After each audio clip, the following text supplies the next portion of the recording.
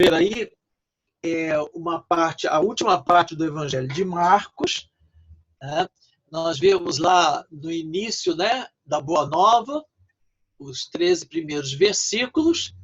Depois vimos que essa Boa Nova cresce e surge o conflito. Depois nós vimos a questão também do mistério que vai surgindo e o não entender, né, crescendo esse não entender, que foi os capítulos de 8 até 10, que nós vimos no encontro passado. E agora, então, nós vamos ver os capítulos de 11 até o capítulo 13. Então, aquela luz escura da cruz que acendeu para entender, né, a morte de Jesus, poder entender aquilo que não estava sendo entendido. Agora, então, vai surgir no horizonte a ruptura e a morte. Depois, nós vamos ter, então, o crescimento da ruptura e da morte, que é já propriamente a paixão, né, de Jesus, do capítulo 14, capítulo 15. E aí começa a aparecer a vitória sobre a morte. E depois, a conclusão, de 15:42 a 16:20, cresce a vitória sobre a morte, a ressurreição, portanto, e reaparece a Boa Nova que estava lá no início. Então, o início da Boa Nova, né, ela volta novamente ali com o reaparecimento através da ressurreição. Então, o Evangelho praticamente assim, vai como que girando, né, como numa forma aí de círculo. Ele retoma, portanto, aquele anúncio que era apenas anúncio, que era início, agora ele surge como realidade concreta através da ressurreição de Jesus. Então, esses últimos dias de Jesus, né, que eu coloquei aqui no título, então nós vamos ver ele desde o capítulo 11 até o capítulo 16. São esses capítulos aí que nós temos. Então, nos capítulos de 11 a 16, nós temos aí a última semana, né, os últimos dias e também a última semana. É exatamente uma semana, de 11 até 16. Porque no capítulo 11, logo no início, é quando eles se aproximam de Jerusalém. E aí trata-se do domingo, né, o dia do domingo, portanto. E nós celebramos comemoramos até como o domingo de Ramos. Esse domingo, portanto, relativo aí que ele diz no capítulo 11:1. Depois, ele diz assim no versículo 12, no dia seguinte, então nós temos aí a segunda-feira, né? Depois da chegada em Jerusalém, no domingo, no dia seguinte, então vem marcando a segunda-feira. Na terça-feira, então no 11:20, diz assim, pela manhã, já é o outro dia, portanto. Então 11:20 já começa a terça-feira. No versículo 14, ele diz assim, dali a 2 dias era a Páscoa. Então ele marca a quarta-feira, né? A Páscoa, portanto, como sendo 2 dias depois. No primeiro dia dos pães ázimos, 14:12, ele vai falar da quinta-feira, marcando mais uma data, portanto, no primeiro dia dos pães ázimos, então na quinta-feira. Depois, no capítulo 15, ele diz, logo ao amanhecer, então, portanto, na sexta-feira. Então, veja, né, ao longo aqui, desde o capítulo 11, ele vai determinando os dias, dia a dia, ele vai marcando da última semana, portanto, de Jesus. E aí, o sábado é o sábado, ele mesmo noticia no capítulo 15, 42, depois de 16:1, ele fala do dia de sábado, e finalmente no 16:2, de manhã cedo, no primeiro dia da semana, designando então o domingo. Então veja, de domingo, né, até domingo, portanto. Então a semana, né, a última semana, portanto, de Jesus. Então há uma preocupação aí de Marcos, né, dele querer justamente marcar o tempo, né, de cada momento, de cada dia. Esse detalhe é muito interessante dentro do Evangelho de Marcos, né, porque desses dias todos, ele vai até ser mais meticuloso, né, colocando a tarde e a manhã. Né? Então, no domingo, de 11, 1 a 11, né? Na segunda-feira, de 11, 12 a 19, depois, na quinta-feira, 14, 12 a 17. E ele, além disso, ele vai narrar também os eventos da sexta-feira de 3 em 3 horas. Então, quando ele vai colocar a primeira hora, às 6 horas, né, no 15:1, e logo ao amanhecer, depois ele diz assim, às 9 horas, que já era a terceira hora, né, em 15:25, que seriam as 9 horas, depois ao meio-dia, que é a hora sexta, depois ele vai falar da hora nona, né, no capítulo 15, 34, e depois, às 18 horas, 15:42, chegada à tarde. Lembrando aqui que 18 horas marca o final do dia. Né? Para o judaísmo, para os judeus, o dia termina às 18 horas. Né? 18 horas termina um dia e começa o outro. O outro dia já começa às 18 horas. Então, só Marcos teve esse cuidado de contar os acontecimentos dia após dia e hora após hora. Né? Ele faz questão, portanto, aí de mencionar esse detalhamento cronológico daquilo que aconteceu no final, naquela semana, os acontecimentos relativos a Jesus.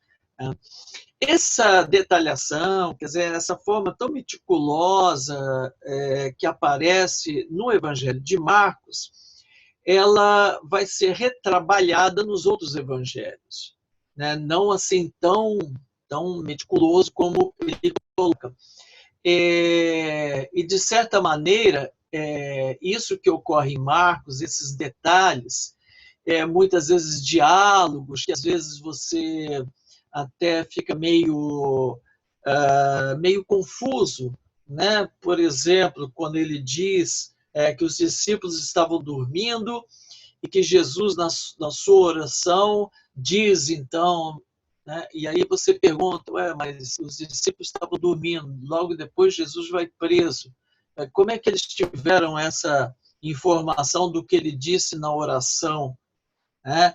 Diálogos dele, Pilatos, né? Quem estava lá dos discípulos, quem estava lá para poder comprovar, testemunhar esse diálogo, e assim por diante, algumas questões, né, que ocorrem tão detalhes, que levam muitos estudiosos, então, a entender que, de fato, o texto da paixão, esses relatos finais, são os textos mais primitivos, né? São aqueles que foram mais trabalhados, foram aqueles que foram mais refletidos, justamente pela dificuldade de compreender o sentido da paixão de Jesus, né? De poder entender como é que alguém que é o Filho de Deus, alguém que é Messias, ele acaba numa situação de cruz. Então, essa reflexão, a busca de sentido desse fato, acaba levando a comunidade a se reunir e refletir meticulosamente. Então, o que Marcos apresenta, de certa maneira, é um reflexo dessa reflexão profunda que foi feita sobre o sentido da morte, sobre o sentido da paixão de Jesus. Os outros evangelhos também vão aparecer bem detalhado, não assim na forma como Marcos faz, mas lembrando aqui que Marcos é o primeiro a fazer isso. Depois eles vão trabalhar isso de uma outra maneira, de uma forma de estilo diferente, etc. Tá?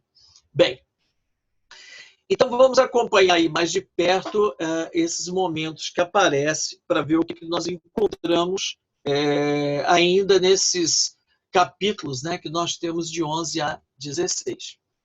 Então, lá no capítulo 11, domingo de Ramos, no domingo, e aqui, então, esses 11 versículos, né, vai mostrar para nós que aquela pergunta, como ser discípulo de Jesus, né, ela vai ser agora, de certa forma, respondida. e vai mostrar que ser discípulo dele significa ir até Jerusalém, né? Ou seja, ir até o final, ir ao encontro, ao confronto, né, com esse sistema de dominação, morte e ressurreição, portanto. Então, estes são dois temas da semana, né, que, na verdade, se segue ali presente, né? Então, de certa maneira, você vai ter duas procissões, né? Quer dizer, ser discípulo de Jesus significa, portanto, enfrentar a dominação e, ao mesmo tempo, ir até as consequências da morte, mas sabendo que depois você tem a vitória sobre a morte, a vitória sobre a dominação, que é a ressurreição.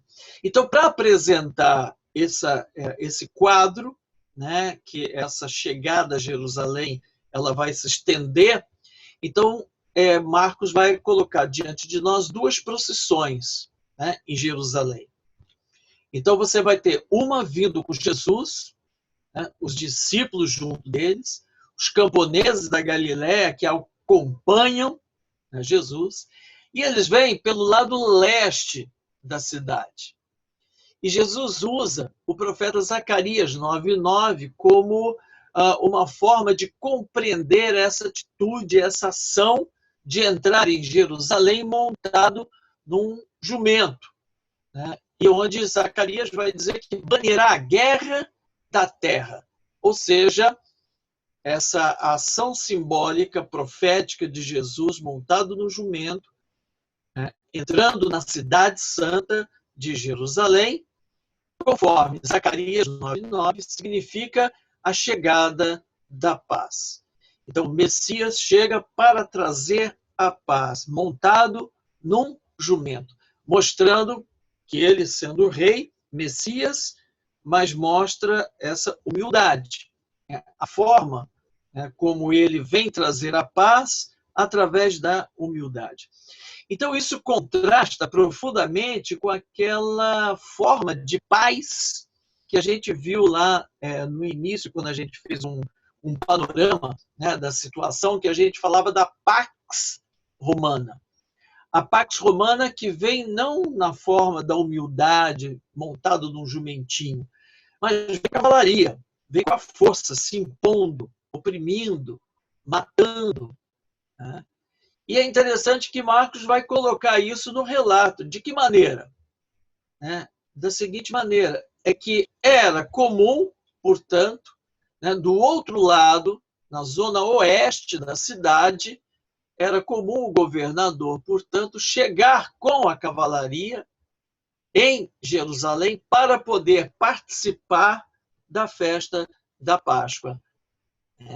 Então, vai utilizar aqui uma outra religiosidade, essa divinização, né, essa mística romana, onde o imperador, considerado divino, filho de Deus, Senhor e Salvador, traz a Pax Romana. Então, Marcos contrapõe, né, ele vai contrapor esse fato que todo ano se repetia, que é a chegada do governador em Jerusalém por ocasião da Páscoa, uma semana antes, onde eles estavam na chamada Fortaleza Antônia, e sempre vinha pelo lado oeste da cidade, e com grande pompa, etc., representando o próprio imperador, como se o próprio imperador estivesse ali presente, porque ele é aquele que traz a Pax Romana. E Marcos vai contrapor isso, essa ideia com a chegada de Jesus, que chega de uma forma humilde pelo lado oposto, pelo lado leste da cidade, né? De acordo com a profecia de Zacarias. Então, o cortejo de Jesus contrapõe ao cortejo de Pilatos. Esse é um detalhe muito interessante que o relato de Marcos nos traz, e que, de certa maneira, evidentemente, tem um ar, né, e um teor aqui político muito forte.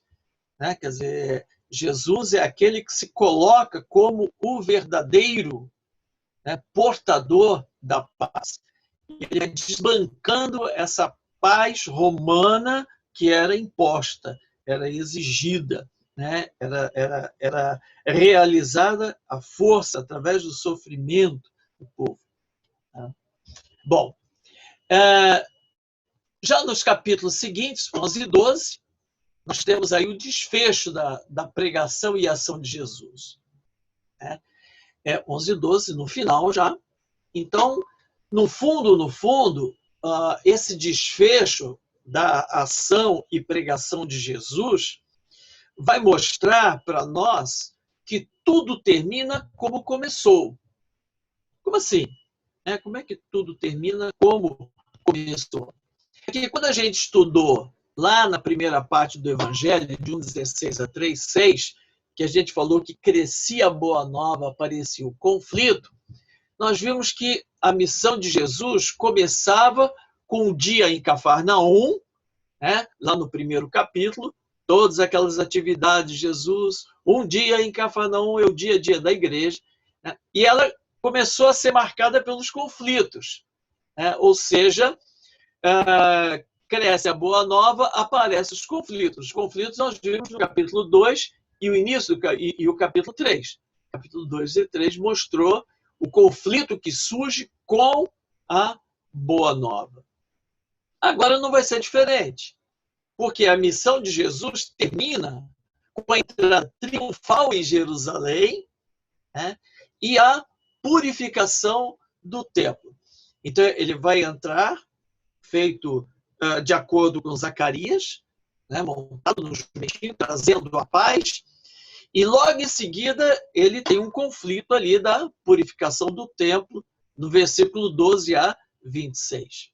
Então, aqui ele vai apresentar esse texto, da purificação do templo, ele vai apresentá-lo dentro do esquema semelhante que nós vimos lá no capítulo 3. Lembra o esquema que eu mostrei para vocês, que eu falei assim, que é o esquema do sanduíche, Ele vai dizendo algo, depois ele diz outra coisa, e no final volta ao tema anterior.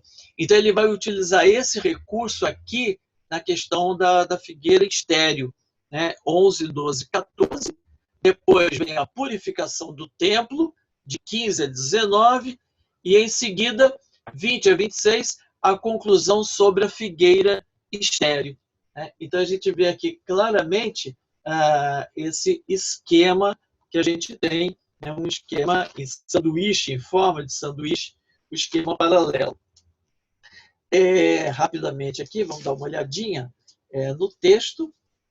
Quem está aí com a Bíblia, me acompanhe, por favor. Então, nós vamos ter, portanto, 11, 12 e 14. No final, no dia seguinte, ao saírem de Betânia, Jesus sentiu fome, viu de longe uma figueira coberta de folhas e foi ver se encontrava alguma coisa. Mas nada encontrou a não ser folhas, pois não era tempo de figos. Disse então a figueira: jamais alguém coma fruto de ti. E seus discípulos ouviram isto. Agora vem 15 a 19. É o texto da purificação do templo. Chegaram a Jerusalém. Entrando no templo, Jesus começou a expulsar os que ali vendiam, compravam, derrubou as mesas, etc. E aquele episódio que a gente conhece em relação à questão da purificação do templo. Bem, logo em seguida, então, no versículo 20, então nós vamos encontrar: passando pela figueira na manhã seguinte, viram que ela tinha secado desde a raiz. Ou seja, voltaram novamente a falar da figueira que tinham falado em 12, 14. Voltaram de novo a ela. E Pedro lembrou-se e disse: mestre, olha como secou a figueira que amaldiçoaste. E Jesus: quem de fé em Deus, eu vos asseguro, quem disser a este monte, sai dali e joga. Bom, então, qual é a razão pela qual Marcos apresenta esse recurso literário, desse paralelismo entre 12, 14 com 20 e 26 em relação à figueira? é porque ele quer salientar aqui justamente a questão relativa ao templo. É como se ele estivesse comparando o templo com a figueira, né? Então, isso é como se dissesse assim, qual é a função da figueira? A função da figueira é produzir frutos. Se ela não produz fruto, ela é uma figueira estéril. Ela não serve para nada. Qual é a função do templo? A função do templo é criar condições para que os fiéis possam encontrar-se com Deus. Só que eles chegam no templo e vê que a casa, o templo, o lugar do encontro com Deus tinha se tornado um lugar de mercado, né? Já não havia mais espaço no templo para o encontro com Deus. Ou seja, o templo se tornara estéril. Então, se a figueira ela se torna estéril e não vai dar mais frutos, o templo também não vai mais dar frutos. Ou seja, Jesus já, de certa forma, aponta para a questão da destruição do templo.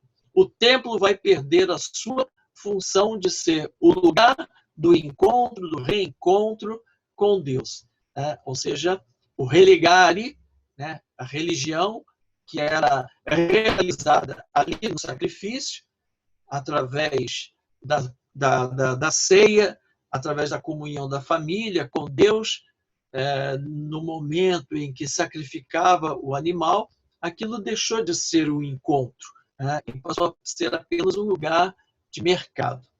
Então, essa relação, né, que ele faz, essa forma literária, que a gente falou, é muito comum a gente encontrar, aliás, não só em Marcos, encontramos também em Mateus, João, né, os outros evangelhos também utilizam esse recurso, e nos ajuda a compreender e aprofundar ainda mais determinados textos, né, quando a gente vai encontrando essas estruturas paralelas ao longo dos capítulos.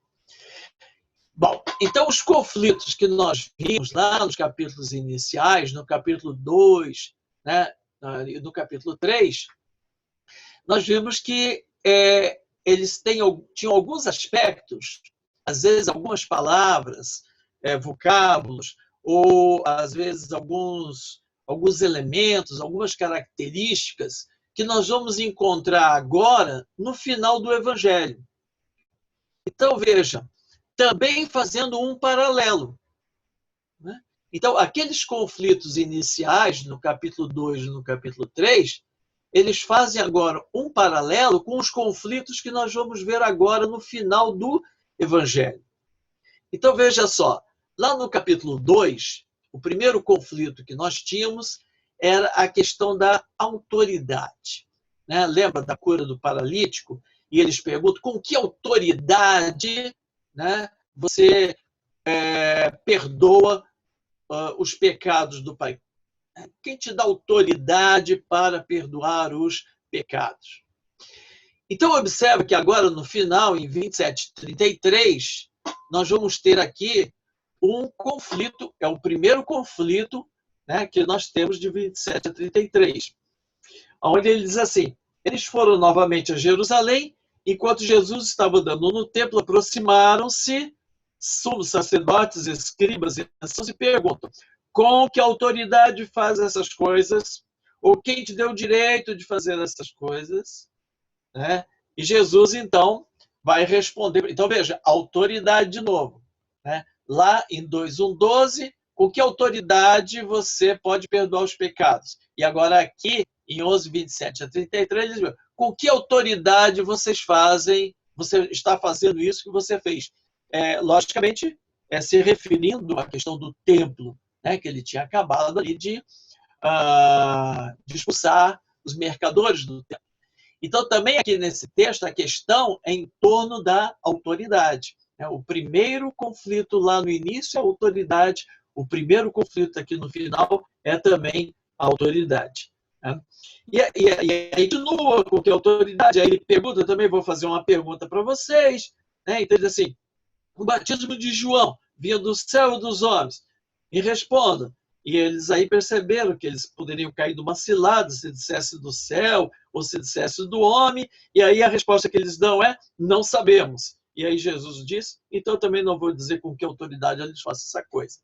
Né? Então Jesus enfrenta essas autoridades, e não são poucas, né? Sumos sacerdotes, escribas e anciãos.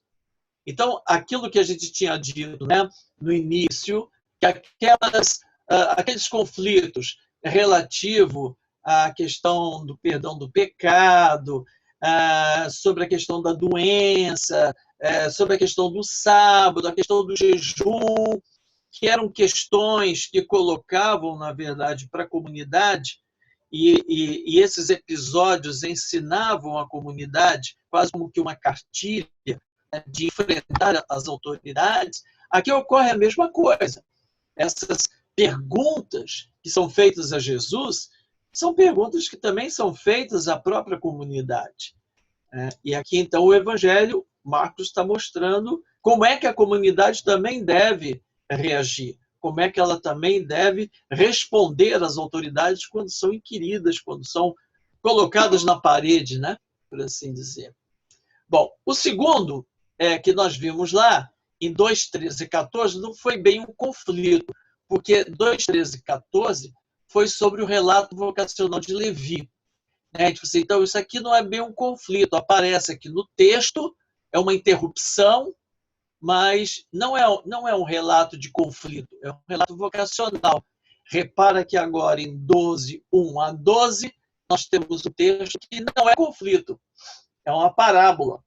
Então, como anteriormente aconteceu uma interrupção entre o primeiro e o segundo conflito, aqui também vai acontecer no final. Entre o primeiro e o segundo conflito, no final do Evangelho, vamos ter uma interrupção. Só que aqui a interrupção não é um relato vocacional, logicamente, mas é uma parábola que ele coloca. É a parábola da rejeição do Filho de Deus, né, que ele vai contar. Que o homem plantou uma vinha, cercou com uma sebe, cavou, etc. E aí depois construiu uma torre e arrendou tudo aos lavradores. Depois viajou para o exterior. Quando estava no tempo da colheita, um dos escravos ele via para lá para receber dos lavradores, e aí então espancaram ele. E aí ele foi marcar outro também, se eu vou levar meu filho com certeza vão fazer, e fazem o mesmo também com ele. Então, essa parábola, ela já, de certa maneira, aponta para aquilo que vai acontecer com o próprio Jesus. Tá? Mas é uma interrupção. Então, no primeiro ciclo de conflitos, há uma interrupção entre a primeira e o segundo conflito, e agora aqui, de novo, no final, no segundo ciclo de conflitos, entre o primeiro e o segundo, aparece também uma interrupção, só que com uma parábola. Depois, 15 a 17, nós vimos lá o encontro de Jesus com os cobradores de impostos. Jesus foi à casa e lá começou a ter comunhão de mesa com vários cobradores de impostos, depois de ter chamado Levi, que era cobrador de impostos. Agora veja, 12, 13 a 17, a mando dos sacerdotes e anciãos, eles querem saber de Jesus se ele é a favor ou contra o pagamento do imposto. Percebe, então, também aqui o paralelismo ele se dá pela questão do imposto. Lá anteriormente eram os cobradores de imposto. E aqui a questão do imposto é quando perguntam se é lícito ou não pagar imposto. E aí é o momento, então, que Jesus ele vai criar uma situação embaraçosa para os sacerdotes e anciãos, na medida em que ele pede para ver a moeda que eles têm. E quando eles tiram a moeda, é a moeda com o rosto de César. Então, eles vão mostrar justamente a incoerência, né, dos sacerdotes e dos anciãos, que, segundo a própria lei, não podiam andar com nada que tivesse uma imagem.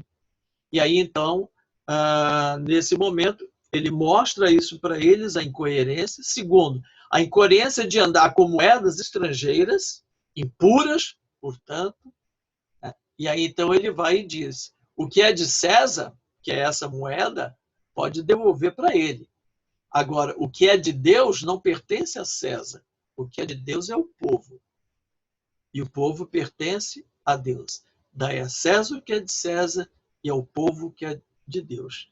E a Deus o que é, né? E a Deus o que é de Deus. Então, o que pertence a Deus não é a moeda, não é o dinheiro. O que pertence a Deus é o povo. E o povo está preso justamente por causa de César, por causa das autoridades judaicas. Então, Jesus dá uma resposta muito forte, né? Uma resposta política, né? Uma resposta política para aqueles que vêm questioná-lo a respeito da questão do imposto, se devia ou não pagar os impostos. Então, o segundo conflito, lá no início, é a questão dos cobradores de impostos, que Jesus reúne e vai comer à mesa com eles. E agora aqui a questão de pagar ou não imposto. Então, a palavra imposto, ela faz esse link entre a segunda, né, conflito no início e o segundo conflito no início. Assim como no primeiro conflito, o link era dado pela autoridade. No primeiro do início e no primeiro do final. Terceiro conflito, nós vimos em 2:18 a 22. Era a questão do jejum. Né? Jesus faz uma comparação dele sendo o noivo em uma bodas. Ele disse, pode o noivo, né, no seu casamento, jejuar? E aí diz, enquanto o noivo estiver, ninguém jejua, mas o dia que o noivo será tirado, fazendo uma relação dele como sendo noivo. Então ele usa essa categoria de bodas, né, do casamento, para resolver a questão do jejum, dar uma resposta à questão do jejum, por que os seus discípulos não jejuavam. Agora, aqui, né, que nós temos, no conflito aqui, em seguida, no capítulo 12, nós vamos ter novamente a questão de bodas, né, onde o capítulo 12, 18 até 27. Eu vou acrescentar aqui que eu esqueci de colocar. Né? Então, nós temos aqui 18 a 27. 12, né? Capítulo 12. Então, aqui é aquele episódio em que os saduceus querem pegar Jesus sobre a questão da ressurreição dos mortos, né? E levantando aquele aspecto de que uma pessoa que ele morreu, né? Deixando a mulher com os filhos, e aí ele quer saber, né? Que ele tinha 7 irmãos, o primeiro morreu, o segundo se casou com ela também, e aí no final ele quer saber, afinal de contas, de quem vai ser o filho. Né? Então, sobre a questão também, aqui é bodas, é casamento. Né? Então, o aspecto da bodas é que faz a ligação entre o terceiro conflito lá no início e o terceiro conflito aqui no final. Depois, 23 a 28, nós vamos ter, então, aquele conflito que ele, no dia de sábado, estava colhendo espigas. E aí ele, para justificar isso, ele vai lembrar Davi. E ele vai dizer assim, não lembra Davi que quando também estava com fome foi lá e comeu os pães que eram reservados aos sacerdotes? E aí, então, agora aqui em 12, 35 a 37, há um conflito com o doutor da lei, ao qual também ele se refere a Davi. 35, 37, então ele diz assim, Jesus tomou a palavra e ensinava no templo, dizendo, como os escribas podem dizer que Messias é filho de Davi? Pois o próprio Davi diz no Espírito Santo, disse o Senhor ao meu Senhor, senta-te à minha direita, até que pões meus inimigos como apoio de meus pés. Se o próprio Davi o chama de Senhor, como pode ele ser filho? E a grande multidão o ouvia com prazer. Então, aqui, novamente, você tem a questão sobre Davi, que ele coloca em relação ao outro conflito lá no início, que era sobre recolher as espigas num dia de sábado.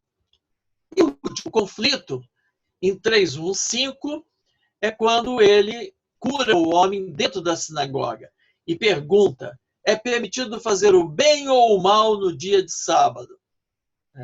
Então, essa ideia do bem e do mal, ela vai voltar agora aqui no final, no conflito com o doutor da lei, em 28:34.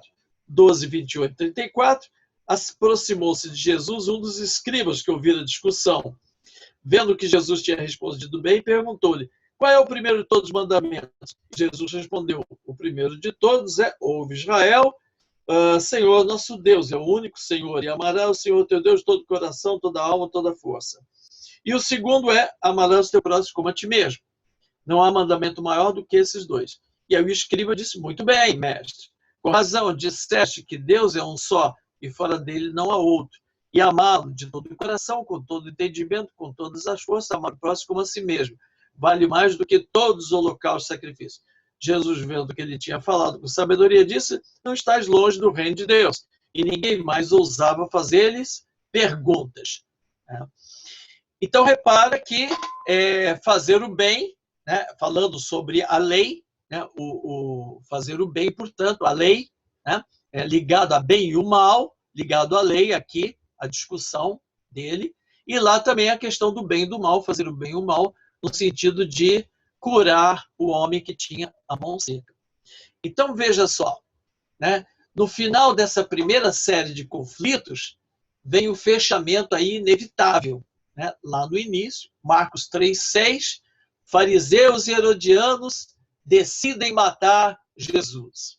Então, depois de todos esses conflitos, dos 5 conflitos lá no início, no capítulo 3, versículo 6, então diz que os fariseus e herodianos decidiram matar Jesus.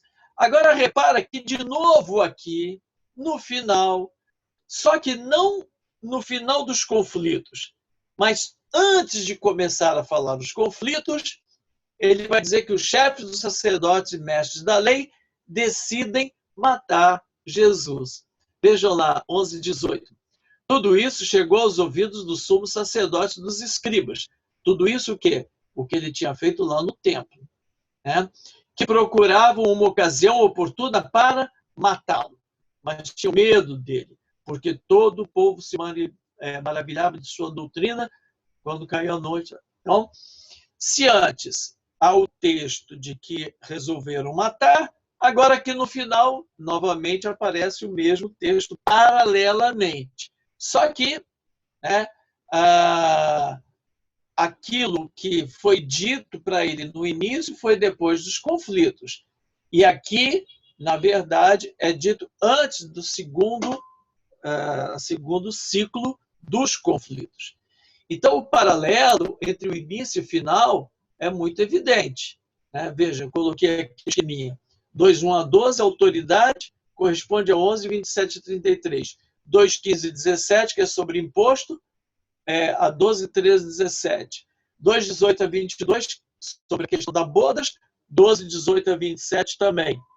2:23-28, sobre Davi, 12:35-37. 3:1-5, bem e o mal, em 12:28-34. Agora, tem algumas observações aqui. A primeira delas é que a decisão de matar Jesus, ela se encontra, então, na primeira sequência, ao final dos conflitos. Já na segunda sequência dos conflitos, ela se encontra antes, portanto. Segunda observação é que, na segunda sequência, a oposição Davi e bem e mal, essa posição ela foi invertida. Ou seja, repara aqui, você tem aqui está na sequência certinha, 18, 22, 23, 28, capítulo 3, 1, 5. Aqui você tem 18, 27, 35, 37, 28, 30. Repara que aqui está trocado. Ele trocou a posição entre um e outro, colocando primeiro o bem e o mal, e o final, na verdade, é que vai dar em relação a Davi. Por que ele fez essa troca? Qual é a razão de trocar isso aqui? Por que ele não manteve a mesma sequência inicial? Por que ele não manteve essa mesma sequência? Ele inverteu. ele fez uma inversão. Por que ele inverteu aqui? Então, isso aconteceu para ficar bem claro que a messianidade de Jesus é diferente daquela que esperavam em torno de Davi.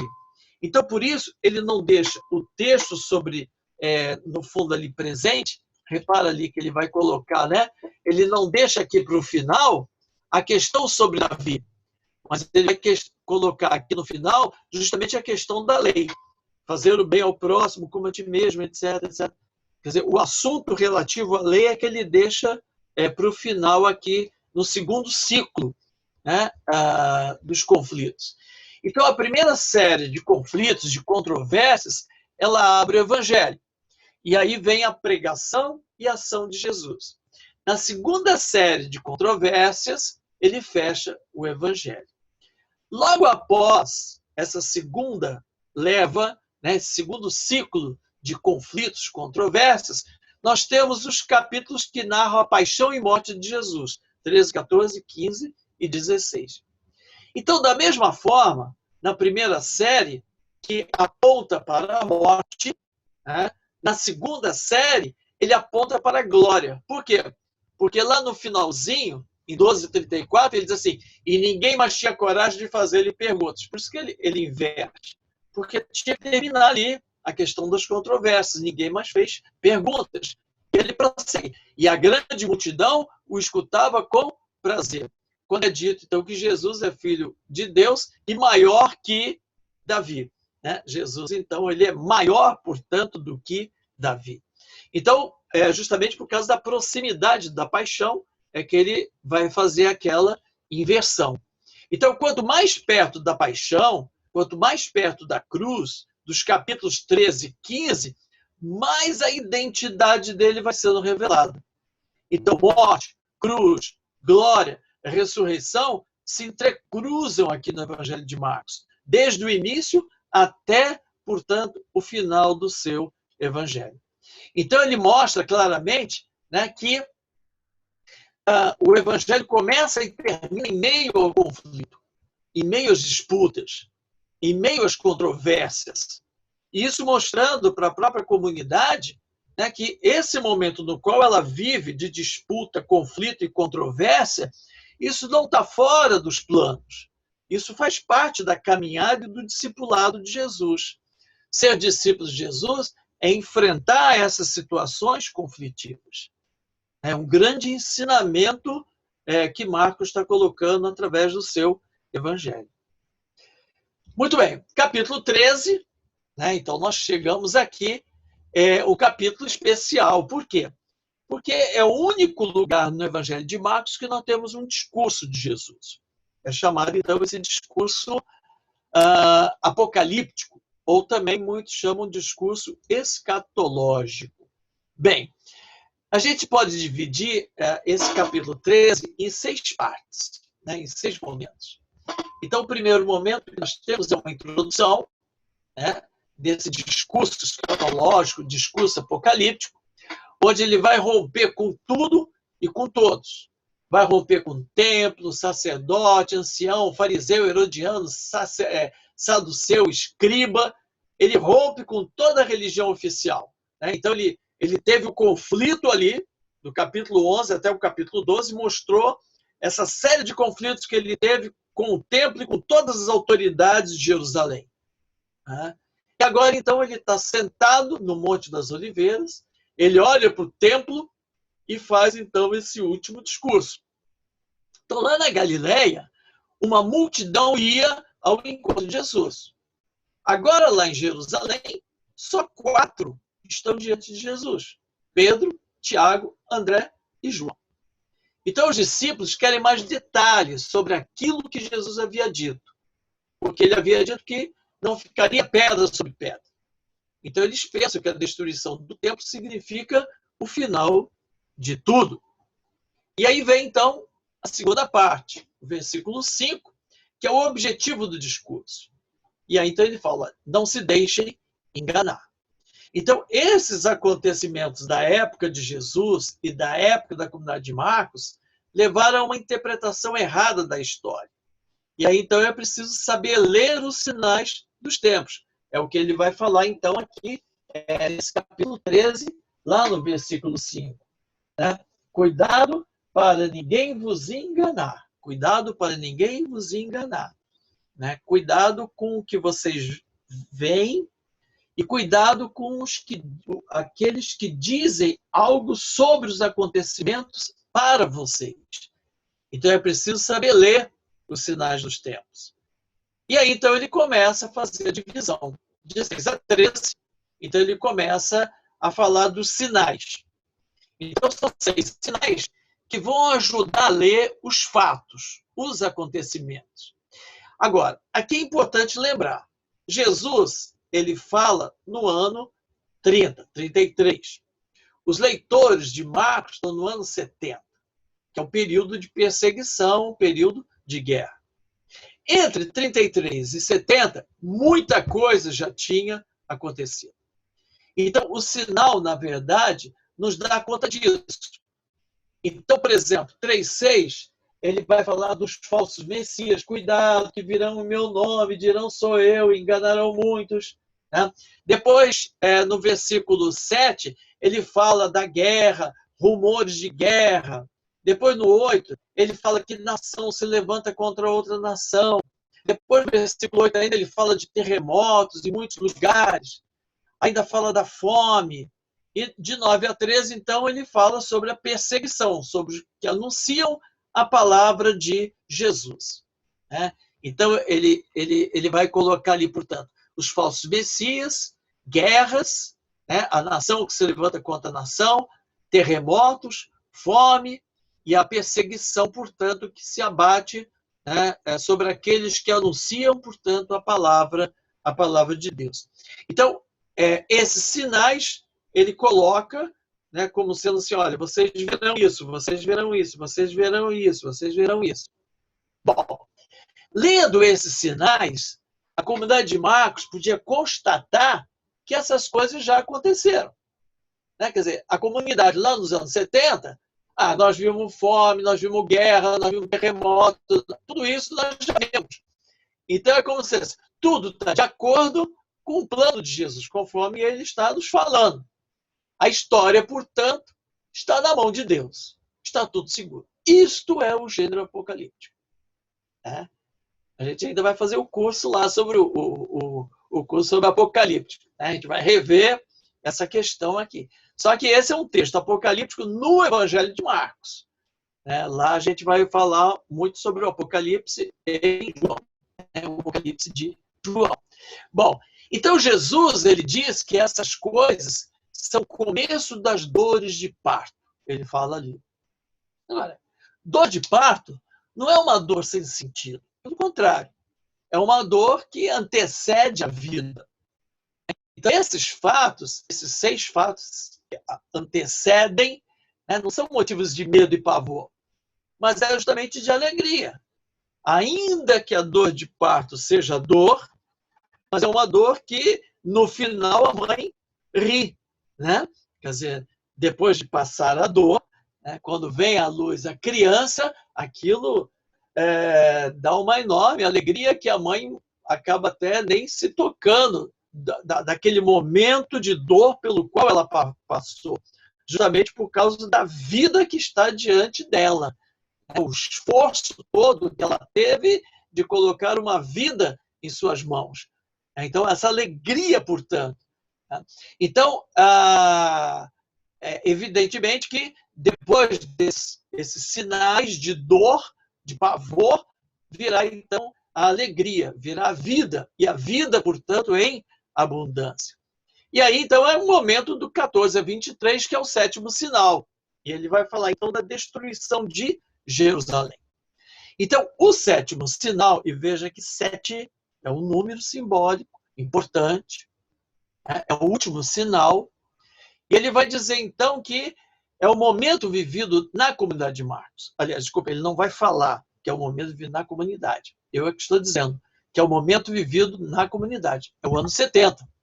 Porque é o momento da destruição de Jerusalém por parte dos romanos. E aqui está o fato de que tomamos o Evangelho de Marcos como não posterior ao ano 70. Mas ele é escrito em meio à destruição de Jerusalém. Então, na descrição dos fatos, ele abre um parênteses. É como se ele dá uma dica e diz assim: quando virdes o abominável devastador instalado onde não deve, quem lê entenda. Então, os que estiverem na Judéia fujam para os montes. Então, para o leitor, uma só conclusão: as coisas que estão acontecendo agora em Jerusalém, por causa do abominável devastador, ou seja, os romanos, que insistiam nessa prática religiosa em torno do reino de Roma e do seu imperador. Para ajudar a enfrentar os sofrimentos, ele usa então algumas imagens tiradas do dia a dia. E aí ele acrescenta: se o Senhor não abreviasse aqueles dias, ninguém se salvaria. Mas ele os abreviou por causa dos eleitos que escolheu.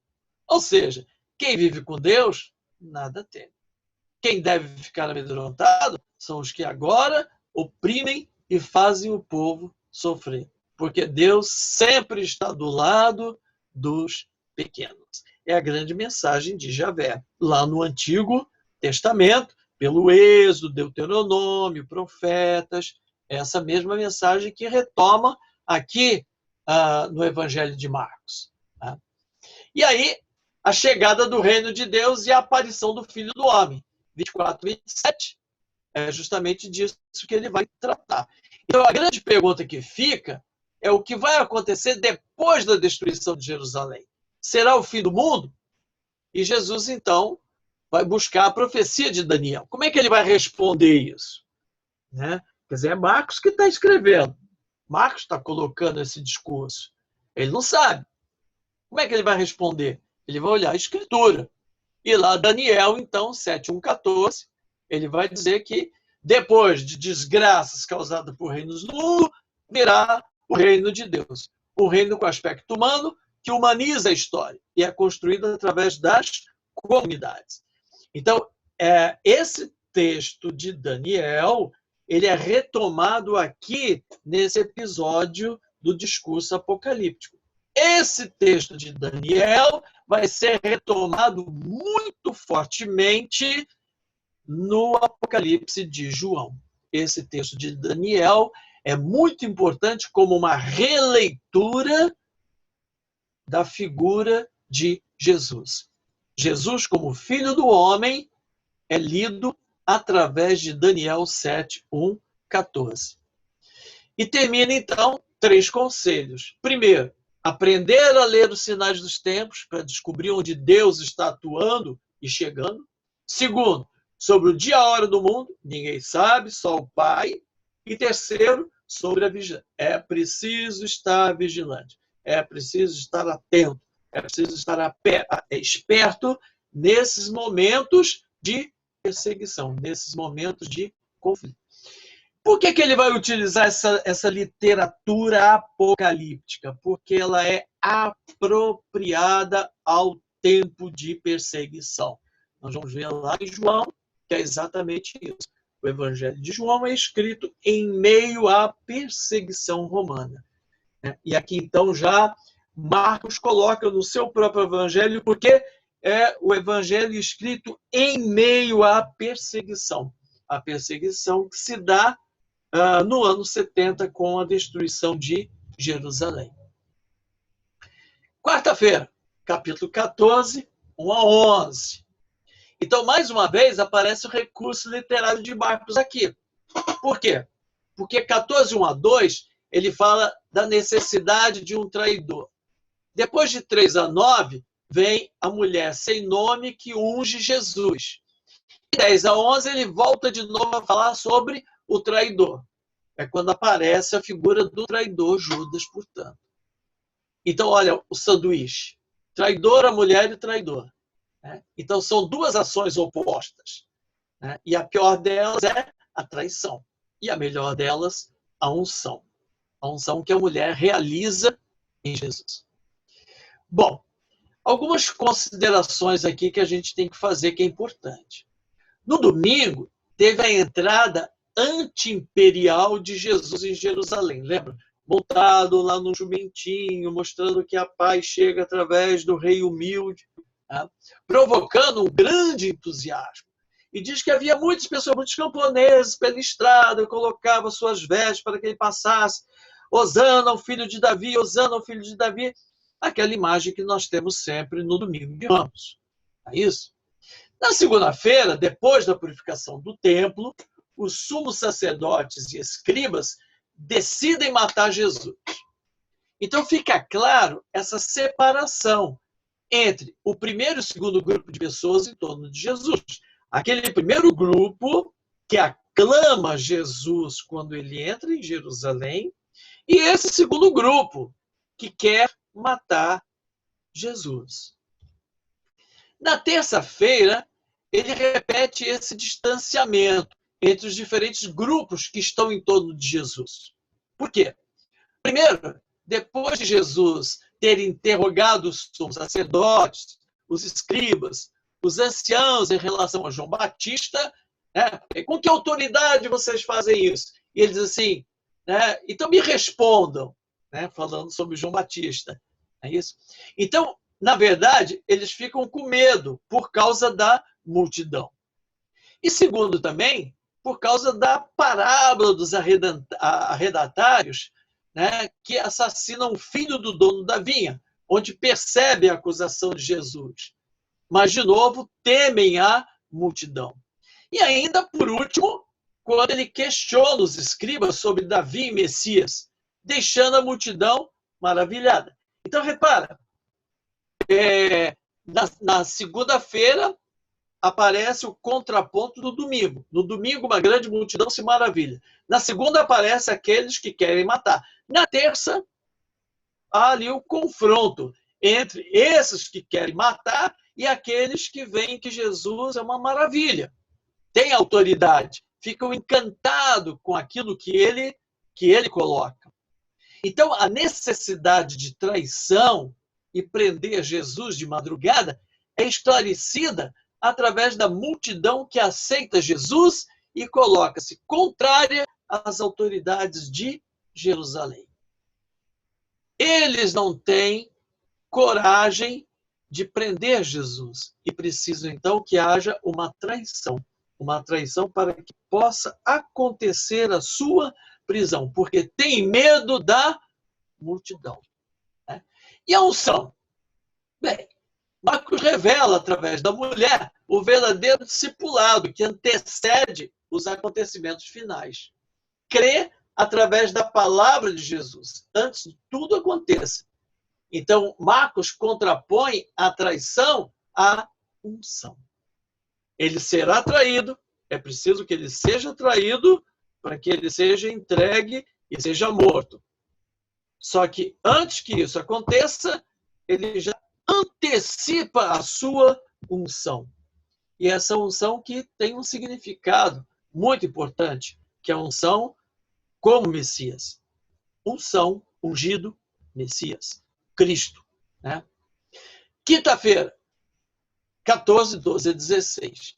Enquanto que na quarta ele é ungido para o enterro por uma seguidora modelo e traído por um dos 12, na quinta-feira os acontecimentos se desdobram de uma forma dramática. Vem a ceia com os apóstolos, ele reza no Getsemane, é traído por Judas, negado por Pedro, abandonado pelo resto do grupo, preso na escuridão, interrogado, condenado à morte pelo sumo sacerdote e o conselho. Tudo acontece antes do amanhecer, ou seja, antes da sexta-feira. A cronologia de Marcos, se você agora compara com o Evangelho de João, é diferente. A ceia em Marcos é uma ceia pascal. É uma ceia pascal. É uma ceia que todos se reúnem para comemorar a Páscoa. Em João, a quinta-feira é o dia anterior à Páscoa. Não é o dia da Páscoa, da ceia. É um dia anterior à Páscoa. Os cordeiros comidos na ceia da Páscoa, na noite de sexta-feira, serão mortos na tarde de sexta-feira. Mais ou menos na hora da morte de Jesus. E assim Jesus se torna o novo Cordeiro da Páscoa em João. Em João. Os acontecimentos durante a ceia são bem diferentes. Em Marcos aparecem as palavras que são centrais para a Eucaristia. Tomou o pão, deu graça. Em João, nós só temos o lava-pés. Não existe na ceia de João a questão de que ele tomou, deu graças, partiu, Deus, não tem isso. Nós vamos ter lá uma conversa enorme e o lava-pés.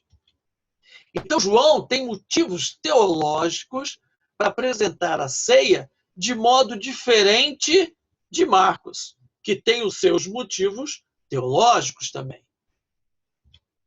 Então, quando a gente observa a cronologia nos relatos da paixão dos sinóticos e João, a gente percebe, então, que tem algumas diferenças marcantes.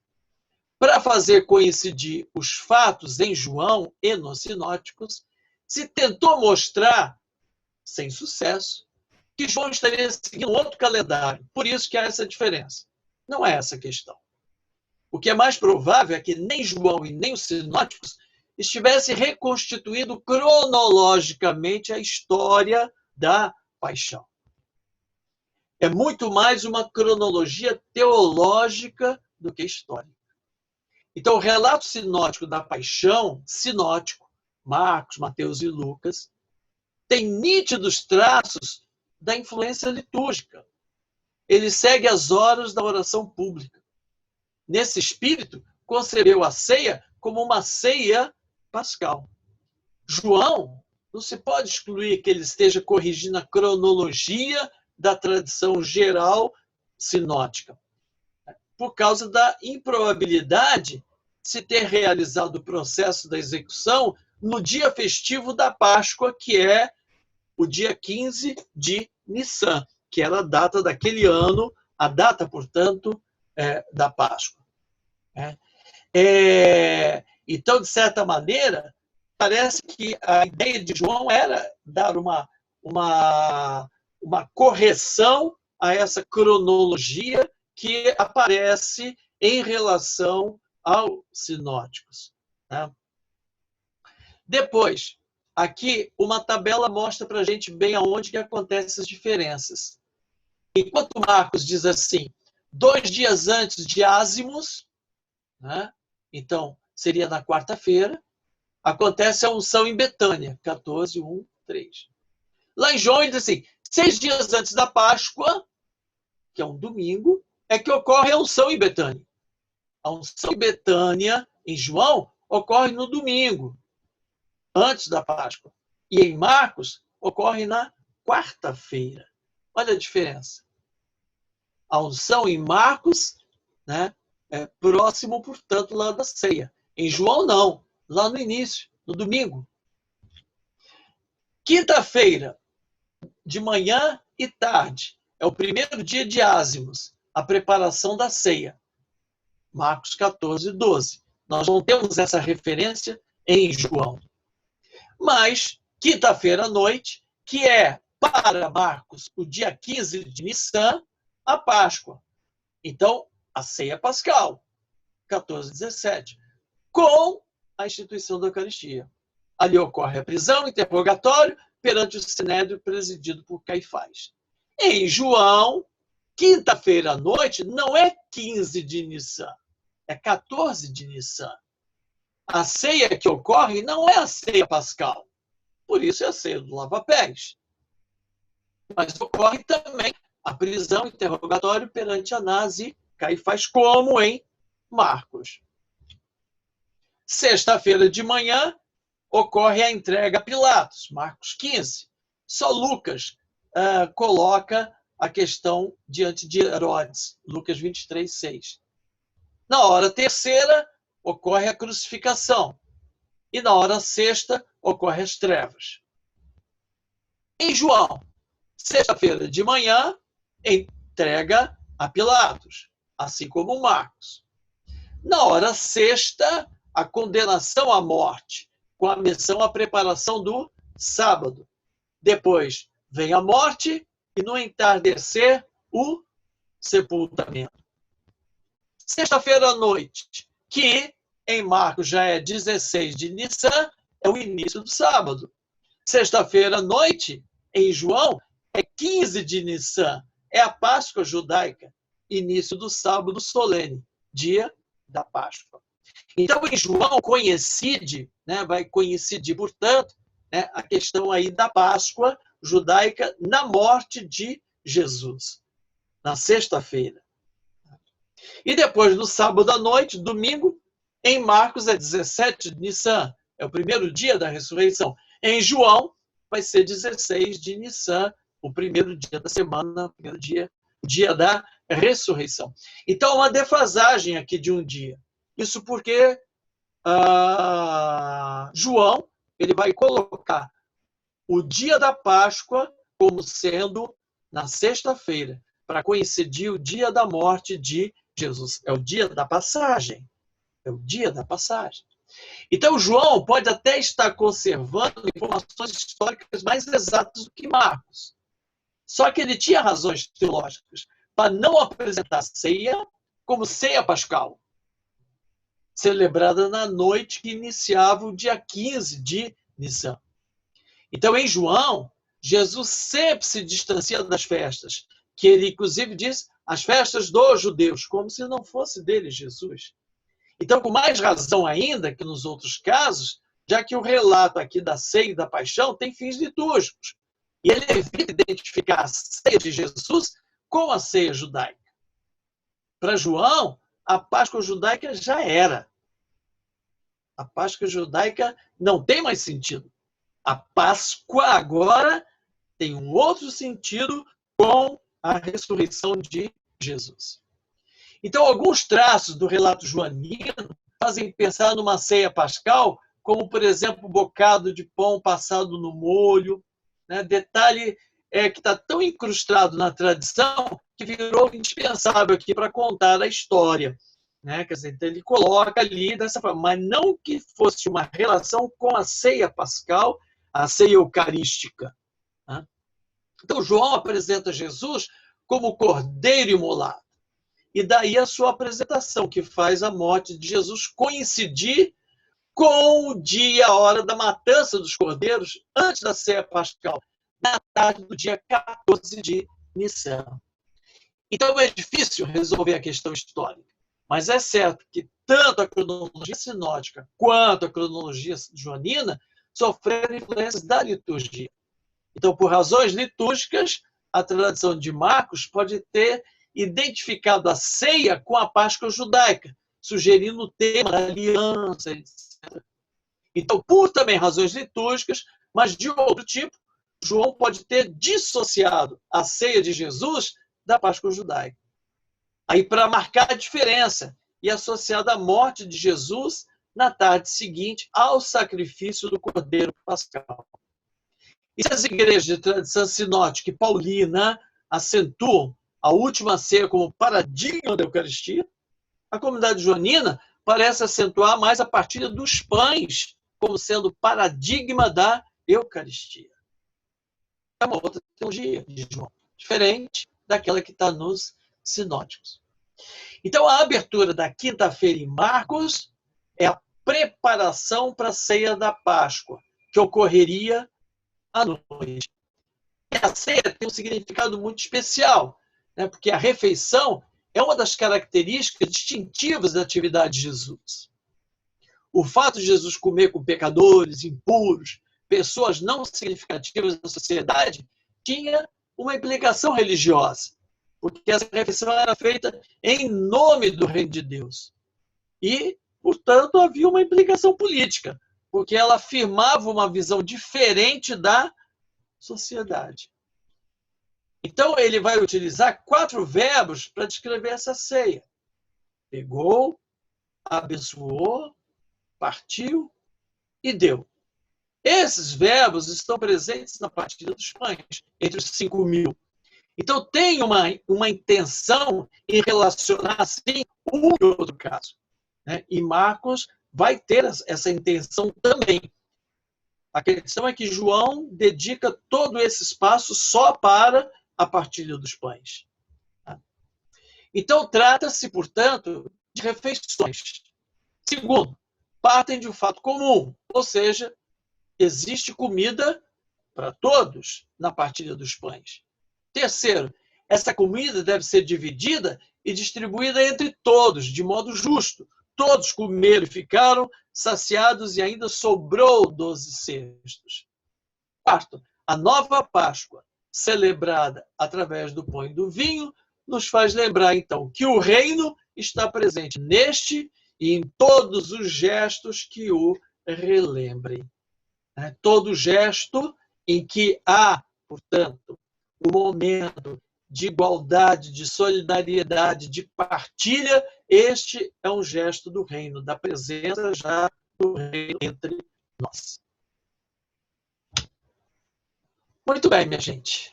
E aí chegamos, então, ao final dessa nossa maratona marcana, né, que nós tivemos aí a oportunidade, portanto, de conversar. Deixa